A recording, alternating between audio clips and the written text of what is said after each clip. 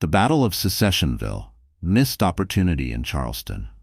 In the sultry haze of a South Carolina summer morning on June 16, 1862, the marshlands of James Island became the theater for one of the Civil War's most audacious and, dare we say, ill-conceived military gambits. Brigadier General Henry W. Benham, leading the Union forces, was determined to strike a decisive blow at the Confederate stronghold of Secessionville, just a short march away from the prize jewel, Charleston, South Carolina. This wasn't just another skirmish. This was Charleston, the cradle of rebellion where the first shots of the war thundered over Fort Sumter. The Union wasn't after the city. They wanted its soul. Charleston wasn't just a city. It was the heart of the Confederacy's spirit, a bustling port, and a stubborn symbol of defiance. Perched along the Atlantic coastline, Charleston was protected by natural barriers, twisting rivers, wide marshes, and a maze of estuaries that doubled as a fortress. Population. By the time of the war, Charleston was home to about 40,000 people, a mix of wealthy planters, merchants, dockworkers, and enslaved African Americans. Economic importance. Its ports had long been the gateway for King Cotton, the Confederacy's economic lifeblood. Despite the Union blockade, clever smugglers and blockade runners managed to ferry goods to and from the city. Historical significance.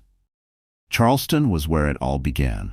On December 20, 1860, the state of South Carolina became the first to formally secede from the Union, an act that rippled across the South. By April 1861, Charleston's harbor roared to life with the bombardment of Fort Sumter, officially igniting the Civil War. For President Abraham Lincoln, Charleston wasn't just a strategic objective. It was unfinished business. Its capture would be a moral and military victory that could cripple Confederate morale. At the helm of the Union war effort stood General-in-Chief Winfield Scott, a towering figure in every sense of the word. Scott's grand vision for victory, the Anaconda Plan, involved squeezing the life out of the Confederacy by blockading its ports and controlling the Mississippi River. Charleston was a critical choke point in this strategy. Despite the Union Navy's best efforts to blockade the port, Charleston remained a slippery fish. Blockade runners, sleek and daring, darted through the Navy's nets, keeping the Confederate war machine supplied. But here's the catch. Charleston wasn't going to fall with naval power alone. The Union Army had to work in tandem with the Navy to crack the Confederate defenses. Enter the Department of the South, commanded by the enigmatic and controversial Major General David Hunter. At the helm of the Union forces in the region was Major General David Hunter, a man of conviction and controversy. Born into a family of wealth and influence in Washington, D.C. in 1802, Hunter had pursued a military career with dogged determination. A devout abolitionist, he viewed the Civil War as not just a battle to preserve the Union, but as a moral crusade against slavery. Hunter's tenure was marked by bold, often controversial moves. In May 1862, he issued an Emancipation Proclamation in South Carolina, Georgia, and Florida, declaring all enslaved people in these states free. This was months before Lincoln's more famous proclamation, and it sent shockwaves through the South and the White House. Lincoln, cautious about alienating border states, quickly rescinded Hunter's order, but it cemented the general's reputation as a fearless advocate for abolition. Hunter's leadership style was as fiery as his convictions.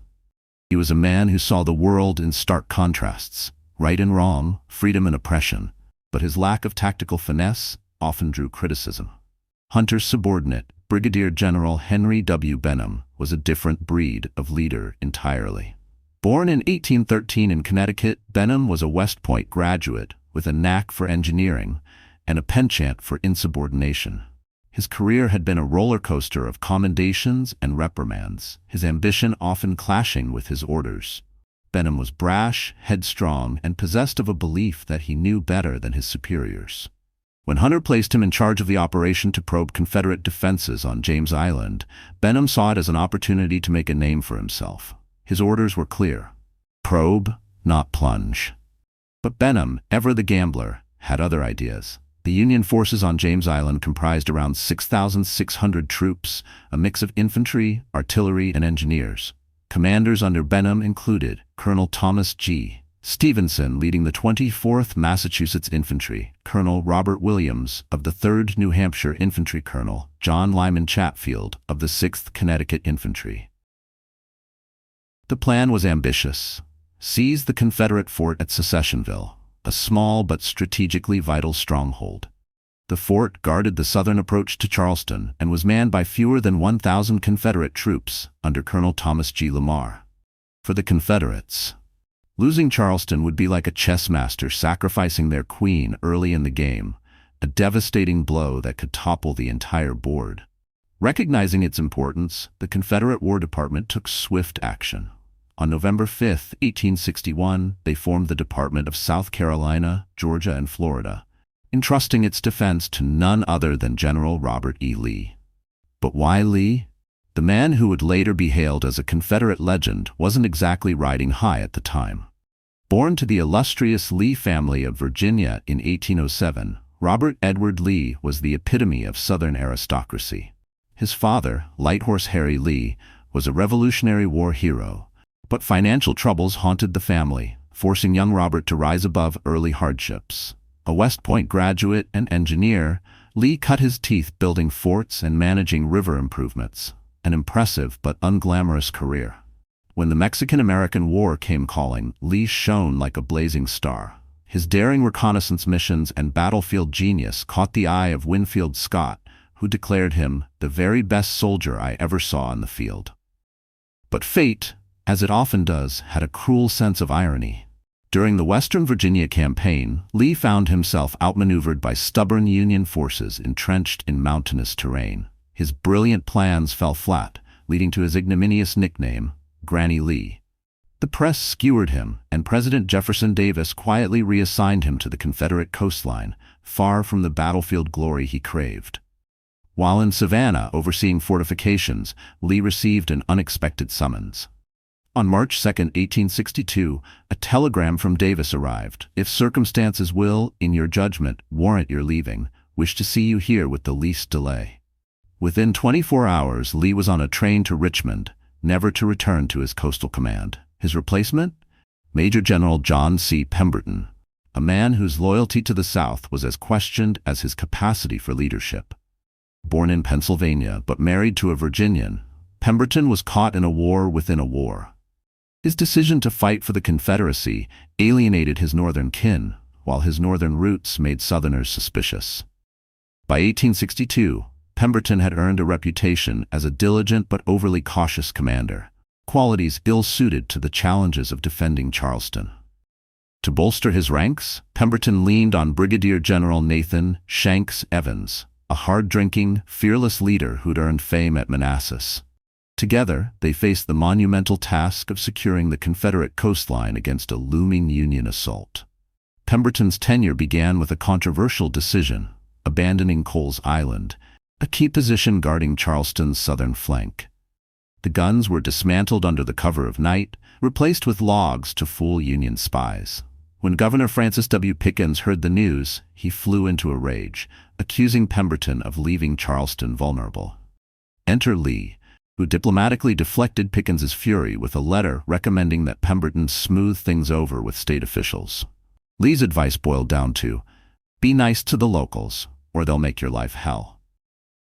While Pemberton juggled political and logistical headaches, Charleston suffered one of the most humiliating losses of the war. On May 13, 1862, a Confederate transport steamer named the Planter was stolen, not by Union spies or soldiers, but by her enslaved pilot, Robert Smalls. Smalls and his crew had been left alone on the ship while their white officers went ashore for a night of revelry. Under cover of darkness, Smalls donned the captain's hat, raised the Confederate flag, and calmly sailed past every Southern checkpoint in the harbor. By the time Confederate gunners realized what had happened, Smalls had already surrendered the Planter and her valuable intelligence to the Union blockade.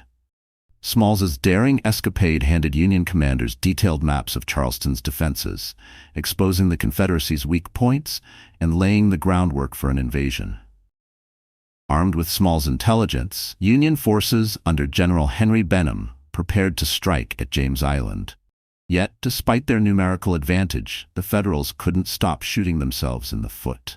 The Union attack was devised by Benham, who was acting without due authorization, planned to surprise the Confederates by advancing along the narrow isthmus leading to Secessionville. His men were drawn from the divisions of Generals Isaac Stevens and Horatio G. Wright. Stevens, a West Point graduate and fierce fighter, was deeply respected by his men. A devoted father, Stevens often wrote to his son, Hazard, about the war's challenges. Wright, more cautious, warned Benham about the dangers of a frontal assault on such a well-defended position. However, Benham dismissed these concerns, confident in the superiority of his numbers. In the summer of 1862, war had already turned the sleepy shores of South Carolina into a simmering cauldron of gunpowder and grit. Charleston, the pride of the Confederacy, sat in Union crosshairs, and James Island became the stage for an improbable tale of heroism, missteps, and feverish determination. It was here, on the mosquito-infested grounds of Grimball's plantation, that the Confederacy dug its heels in, ready to defy an enemy vastly superior in numbers and resources. On June 10, 1862, Union forces landed on the muddy banks of Grimball's plantation. Their goal was audacious: to sweep across James Island and crack open the defenses of Charleston itself.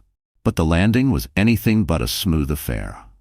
As Federal troops disembarked under a canopy of Spanish moss, the Confederate defenders led by Colonel Johnson Hagood and his battle-hardened 1st South Carolina Infantry Regiment had a warm welcome prepared by way of blistering artillery fire.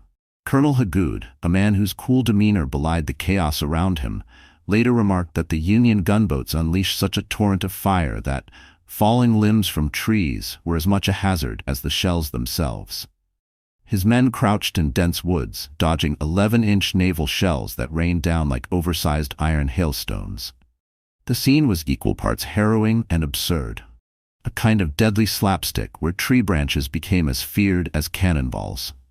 Meanwhile, Union troops slogged through the marshy terrain, their advance guard, comprising the 3rd Rhode Island Heavy Artillery, 47th New York, 45th Pennsylvania, and 97th Pennsylvania, pushing inland with grim determination. They pressed forward for nearly a mile, pausing occasionally to take shelter in corn cribs and sheds. Unfortunately for them, the dry accommodations came with unexpected tenets. "Please, better wet than itchy," one soldier reportedly quipped as he abandoned a flea-ridden shed for the relative comfort of the pouring rain. As the days dragged on, both sides dug in. Confederate General John C. Pemberton, realizing that the main Union assault would likely target Secessionville, ordered Brigadier General William Duncan Smith to hold the surrounding woods at all costs. The Confederates worked tirelessly to fortify their positions, even as skirmishes broke out across the island. Colonel Hagood, advancing with the 1st South Carolina, found himself flanked by the 4th Louisiana Battalion and Colonel Gilbert Williams' 47th Georgia Infantry. In the thick woods, Williams' men stumbled into Union pickets. A ferocious firefight erupted, with the Georgians advancing in disorganized squads. The dense foliage and indirect fire from Union gunboats turned the skirmish into a chaotic melee. Williams described his men's valor as gallant, though their gallantry came at a steep price. The advance was repulsed, leaving Confederate lines bloodied but unbowed. Over the next few days, Union forces focused on unloading troops and supplies, while Confederate soldiers reinforced their lines and stockpiled ammunition. By June 14, Brigadier General Nathan Shanks Evans had assumed command on James Island. Evans was a seasoned officer with a penchant for dramatic flair, and he spent the next 2 days feverishly inspecting the defenses. He was certain an attack was imminent, but had no idea where the hammer would fall. At Secessionville, Colonel Thomas G. Lamar and his men toiled around the clock to complete their defenses. The narrow peninsula where Fort Lamar was situated offered a natural bottleneck, flanked on either side by marshes that would funnel any attackers into a deadly gauntlet. But the fortifications were far from finished, and Lamar drove his exhausted troops to their limits, determined to make every inch of the peninsula a nightmare for the enemy. Finally, at 4 a.m. on June 16th, Lamar allowed his men to sleep, without their weapons for the first time in days. This brief respite, however, was short-lived. Just before dawn, the Union assault began. Federal troops surged forward in the dim light, bayonets gleaming and battle cries piercing the morning air. Lamar's men scrambled to their feet, grabbing weapons and manning the unfinished defenses. The narrow peninsula became a blood-soaked stage for one of the most lopsided battles of the war. Union forces found themselves funneled into a deadly crossfire of musketry and artillery. The Confederate defenders, though outnumbered, fought with desperate ferocity. General Isaac Stevens, commanding the Union forces, led a daring charge through the swampy terrain. The swamp, however, proved a greater enemy than the Confederate bullets. Soldiers sank waist-deep in the muck, becoming easy targets for the defenders. The Union brigades pressed forward but were cut down by the hundreds. Colonel Lamar, standing atop the fort's parapet, shouted orders and inspired his men to hold firm. By mid-morning, the Union forces were in retreat, leaving behind nearly 700 casualties to the Confederates' 200. The swampy terrain and ferocious fighting had taken a toll on both sides.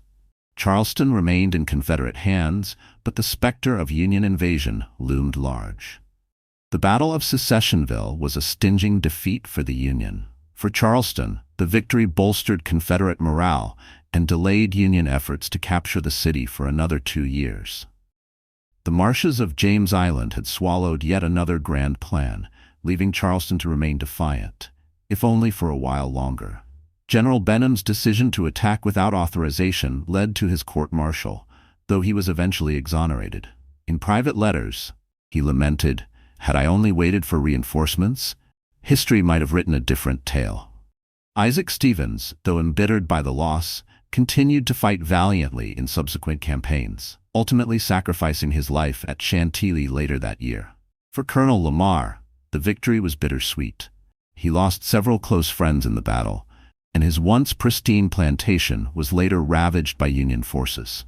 Lamar reflected, "We held the line, but at what cost to our people and land?"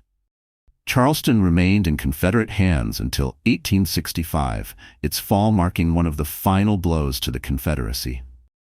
The Battle of Secessionville is a story of ambition, courage, and missed opportunities. It reminds us of the humanity behind the uniforms, of generals torn between orders and instinct, of soldiers fighting for survival, and of a nation grappling with its identity. If you enjoyed this journey through history, be sure to like, share, and subscribe to our channel, where we uncover the untold stories of the Civil War and beyond. History awaits. Join us in unveiling it.